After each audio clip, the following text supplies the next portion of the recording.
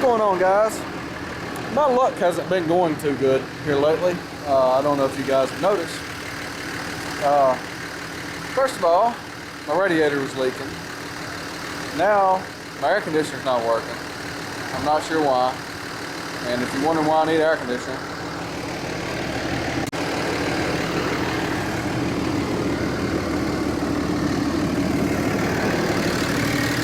alright, that's the low side pressure port.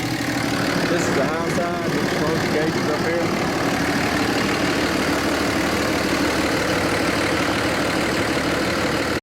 Alright guys, I got the gauges hooked up, looked at the pressure on it. It looks to me it's got freon in it.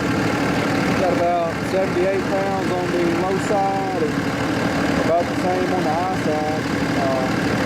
So that should be enough for that the pressure switch to cycle, and the compressor should come on right there and pull the low side down and the high side should increase. But so that's the simplest thing. And then I checked all the fuses in the fuse box to make sure that none of them will blow. That's another simple thing to check.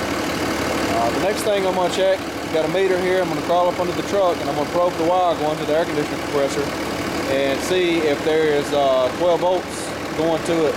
It's just two wires hot in the ground that engages the compressor clutch. And if there's 12 volts there, we know that the ECM is sending the signal, the pressure switch is sending the signal to the AC compressor clutch in order for it to engage. And if there's voltage there and it's not engaged, we know that the compressor clutch has failed, which was a common problem on these trucks here with this type of compressor.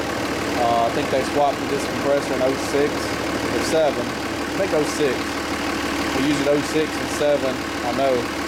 I've replaced the air conditioner compressor on this truck one time about, I don't know, I'm going to say probably 80,000 miles ago or so.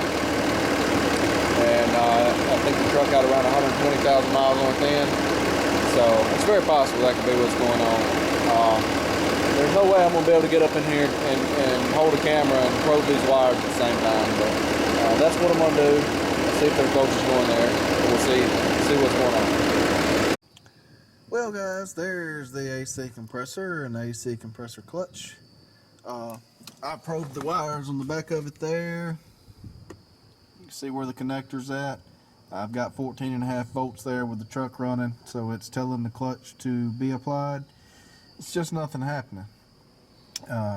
So evidently the clutch has went bad, the coil in the clutch has went bad, or the air gap in between it has become excessive and it won't engage. I did try to bump it and it didn't make a difference. A lot of times if that's the case, if you can bump them and they'll engage, but it didn't do anything. So evidently the coil in there has burned up or something. I'm not sure.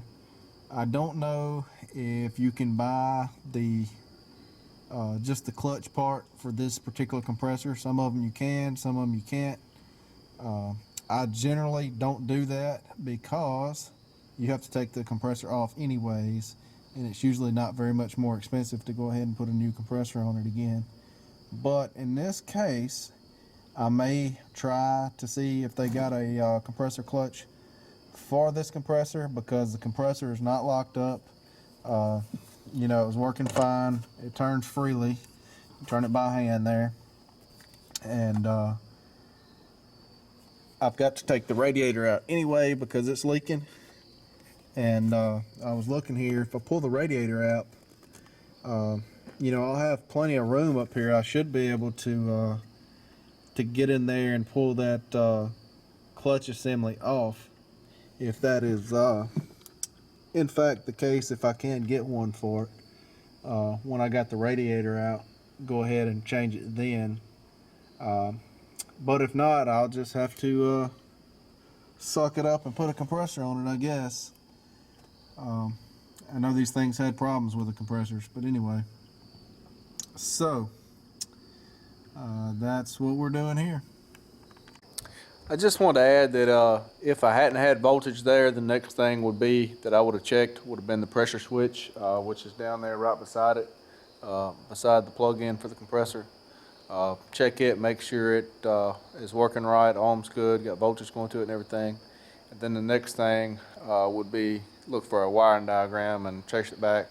all the way back to the ECM. Make sure you're getting power and everything from there, and you're switching your dash, which that's switching the dash usually you don't have much trouble with, but I mean it's possible.